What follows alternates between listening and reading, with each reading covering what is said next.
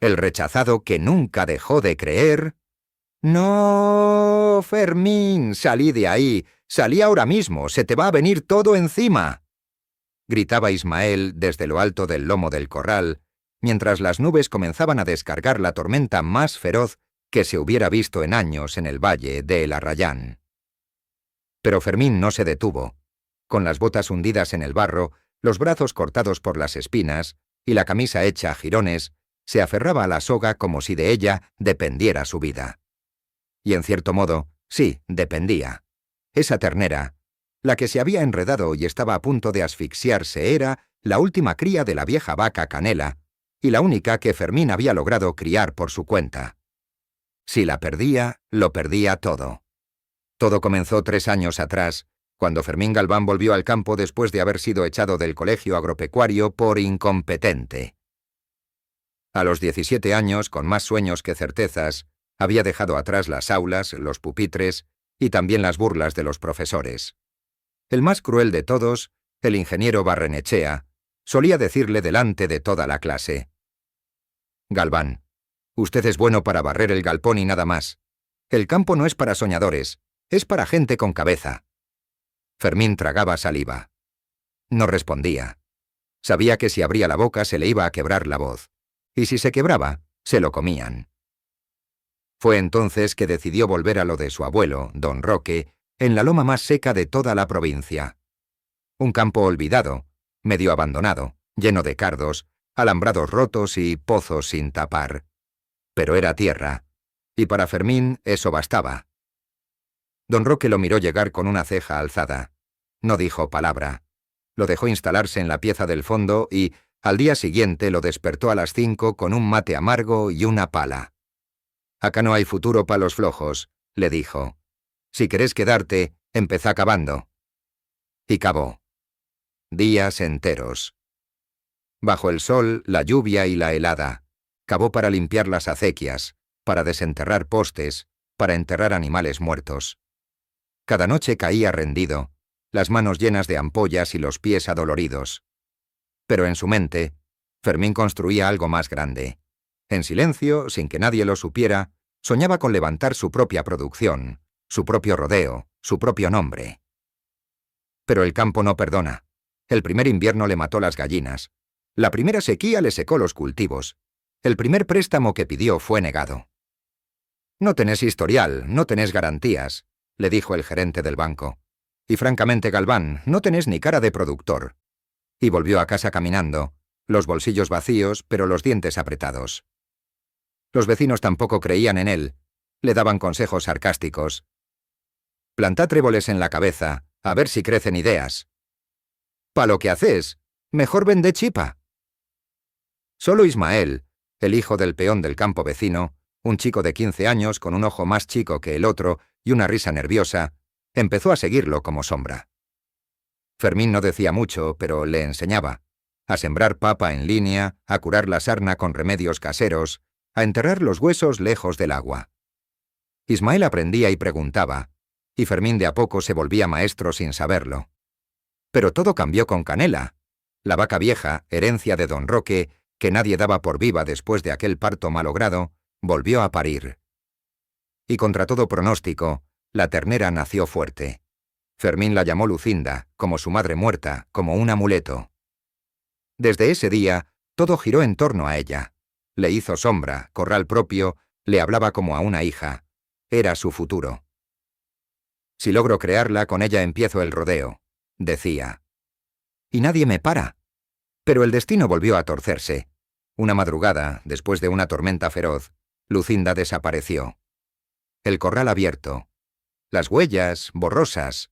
El barro tragándose todo. Fermín salió a buscarla con Ismael bajo el aguacero, y la encontraron, horas después, atrapada en un pozo entre las zarzas, en un rincón del campo que nadie pisaba desde hacía años. Estaba viva, pero malherida.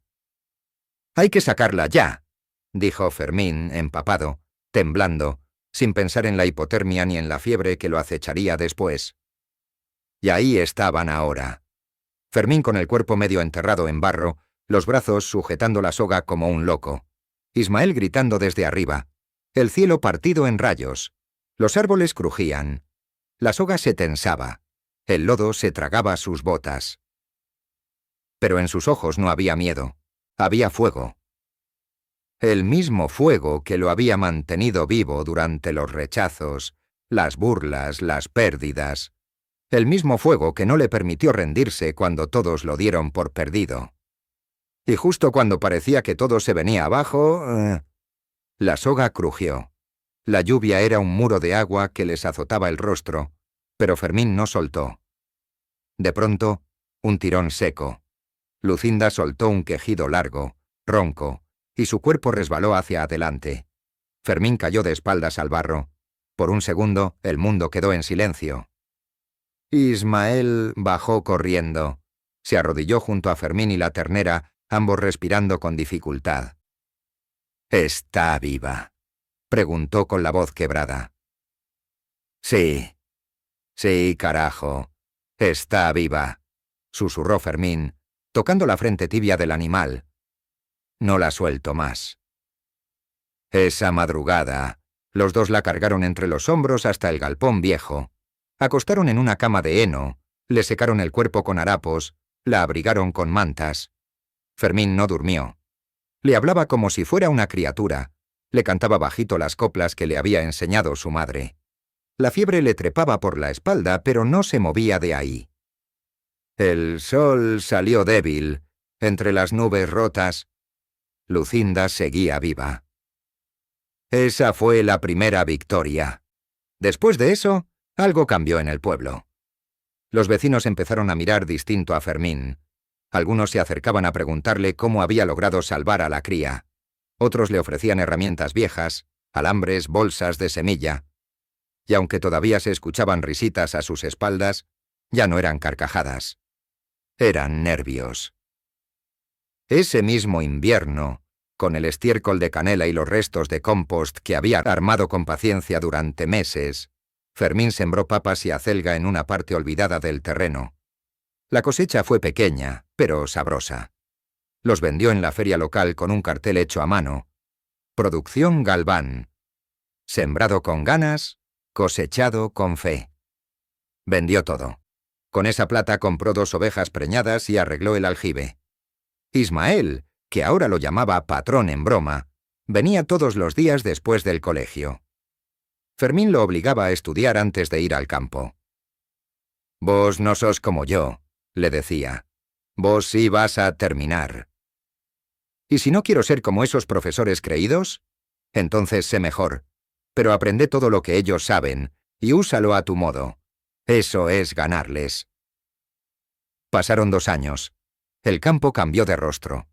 Don Roque, ya viejo y medio ciego, sonreía desde la galería al escuchar los balidos y el murmullo del viento entre las plantas. Ya no le hablaba mucho a Fermín. Solo lo observaba con respeto, como si de pronto hubiera entendido algo que se le había escapado toda la vida. Fermín no se volvió rico, pero su nombre empezó a escucharse. En el pueblo, los productores jóvenes iban a pedirle consejos. El municipio lo invitó a dar una charla en la misma escuela agropecuaria que lo había echado. Y fue. Entró por la misma puerta donde, años atrás, lo habían hecho salir con la cabeza gacha. Subió al pequeño estrado, miró a los estudiantes y entre ellos lo vio. Al ingeniero Barrenechea, ya con el pelo blanco, los labios apretados. Fermín tomó aire. «Yo no vengo a enseñarles cómo se hace el campo», dijo. «Vengo a contarles cómo se sobrevive cuando te dicen que no servís, que no sabés, que no podés. El rechazo te puede hundir, sí, pero también puede hacerte escarbar más hondo. Y cuando uno escarba hondo encuentra raíces. Y con raíces todo florece». Ismael estaba al fondo, aplaudiendo con las manos rojas de tanto trabajar.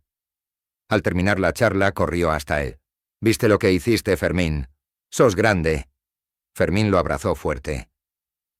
«No, pibe. Lo único que hice fue no dejar de creer».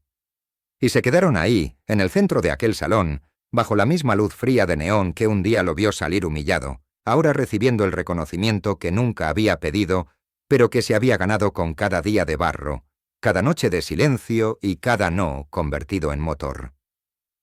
Lucinda, Ya crecida, con su pelaje canela brillante y los ojos tranquilos de madre joven, pastaba tranquila en la loma de El Arrayán. Era la cabeza de un pequeño pero sólido rodeo. La tierra, ante Rala, ahora mostraba surcos fértiles, pasturas verdes y alambrados derechos. Don Roque, que ya hablaba poco, miraba ese paisaje cada mañana como quien contempla una deuda saldada. Fermín no se volvió famoso. No apareció en revistas, no tuvo premios, pero en el pueblo su historia corría de boca en boca. El que volvió cuando nadie lo esperaba y plantó futuro donde antes solo había rechazo. Y cada vez que alguien nuevo llegaba al valle con los bolsillos vacíos pero las manos dispuestas, el consejo era siempre el mismo. Anda a hablar con Fermín Galván, él te va a escuchar. Porque él sabía lo que era no tener nada, salvo fe. Si quieres ver más contenido como este, suscríbete y activa la campanita de notificaciones. No te pierdas el próximo video.